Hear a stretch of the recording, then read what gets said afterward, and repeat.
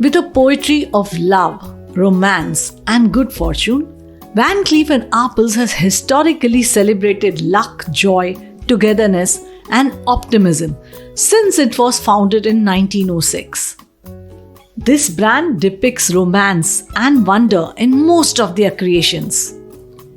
Maybe you have felt it, and if you don't know about this brand, then please find out and you will relate with what I'm saying. But if you don't know about it, you are at the right place and right time.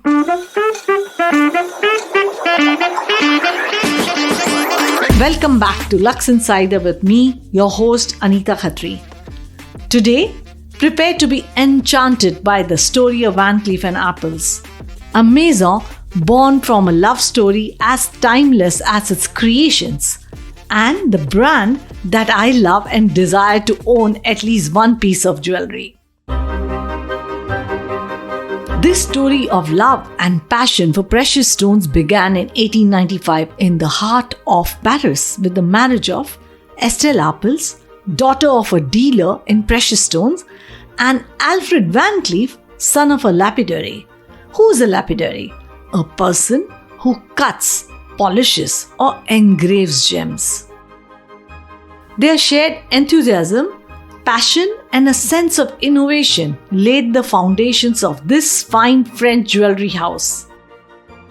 The "and" in the name of the brand symbolizes a perpetual bond and a union of individuals, expertise, and excellence.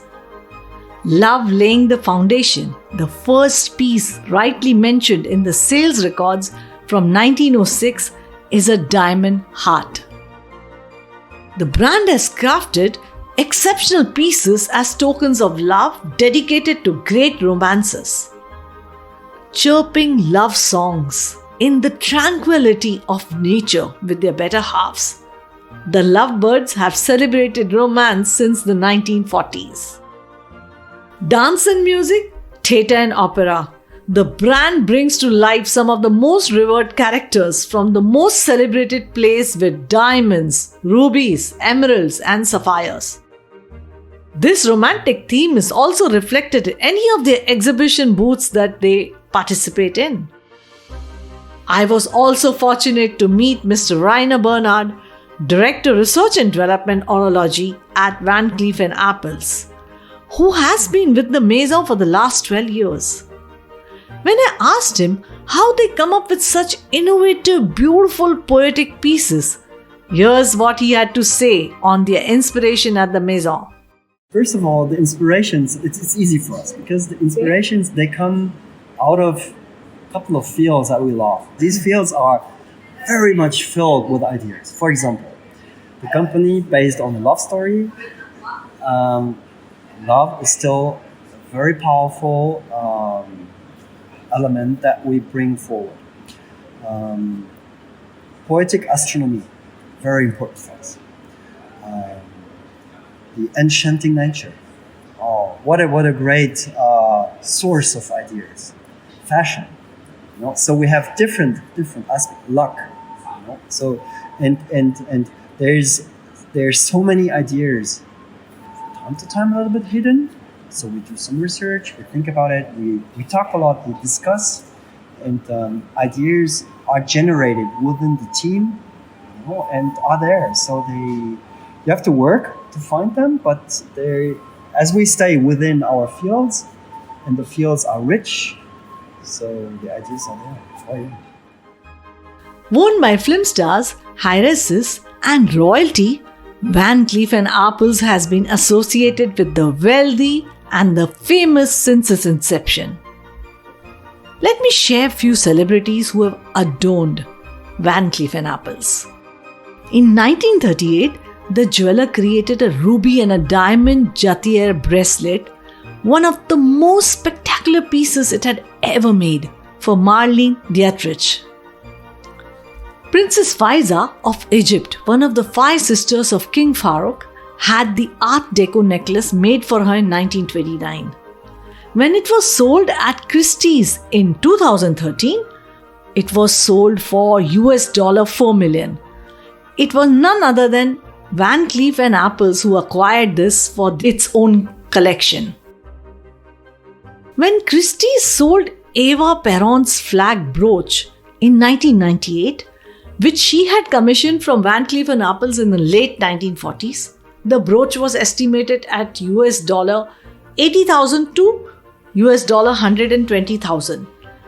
But it sold for staggering $992,500 after a bidding battle of more than 10 minutes. Unreal, right? And when talking about royalty, let me tell you a short story of Van Cleef Arpels in India.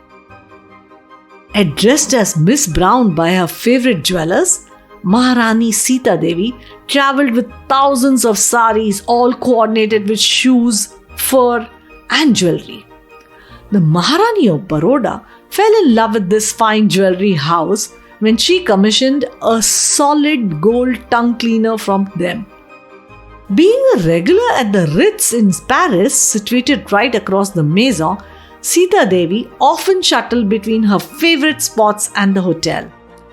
Partial to the brand, she was an avid collector of their stunning creations, and she commissioned the Hindu necklace in 1950, also known as the Lotus Flower Set.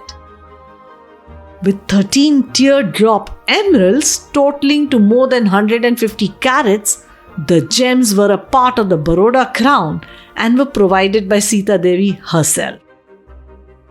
It portrayed a blooming lotus flower in the center and paid tribute to the vitality of nature even then, just as the brand continues to do so today. There is no doubt that the Maison has intertwined itself with some of the most prominent women. Their clientele included Grace Kelly, the Princess of Monaco, and Empress Farah Pahlavi of Iran, for whose coronation the Maison created an exceptional crow. Wallis Simpson was gifted a creation of the brand by Edward VIII as her 40th birthday present. Do you know Jackie Kennedy's engagement ring story? For the longest time, she wasn't photographed wearing a ring when the couple announced their engagement. In a statement, she said that she didn't like most of the options available, or they weren't her type.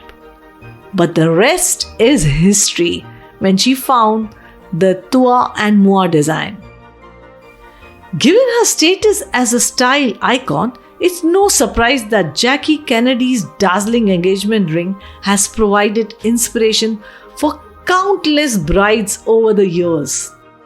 The Toi et Moi, designed from Van Cleef Arpels, comprised a 2.88 carat diamond and a 2.84 carat emerald, both emerald cut on a band of baguette cut emeralds and diamonds.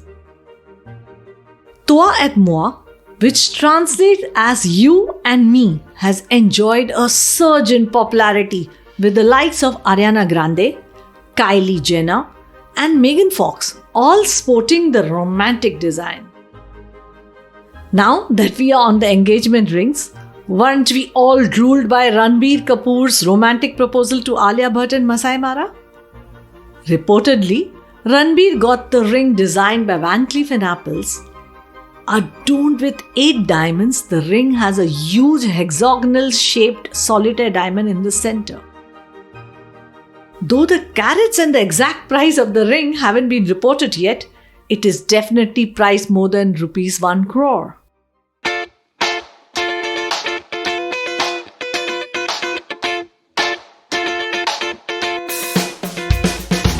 Luck. Do you believe in luck? Well, the founders at the Maison definitely did. A value dear to the Maison, luck has been a perennial guiding light for Van Cleef Arpels, inspiring some of its most iconic creations. Jack Arpels, the nephew of the founding couple and an avid collector, would often pick 4-leaf clovers in his backyard, offering them to his employees as good luck charms. His personal mantra, to be lucky, you have to believe in luck.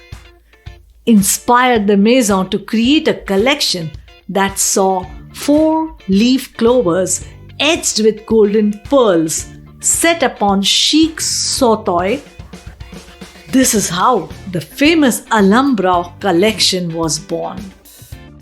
The name of the collection is derived from the Alhambra Palace in Granada, Spain, where Moorish quatrefoil motifs, 4 overlapping circles, much like the clover silhouette, adorn magnificent architecture with similarly detailed, intricate artistry. Over the decades, the Alhambra collection has expanded to include earrings, rings, bracelets, and petite pendants. And I cannot wait to get my hands on one soon. The Alhambra collection is now internationally recognized. Its signature long necklaces are often spotted around the necks of tastemakers and trendsetters, royalty and Hollywood's finest alike. These long, low swinging styles are just as easily paired with evening gowns as they are with jeans and a t-shirt, which is perhaps the secret to their enduring charm. The Alhambra has become synonymous with precious, laid-back luxury. That's all from me today, your host Anita Khatri.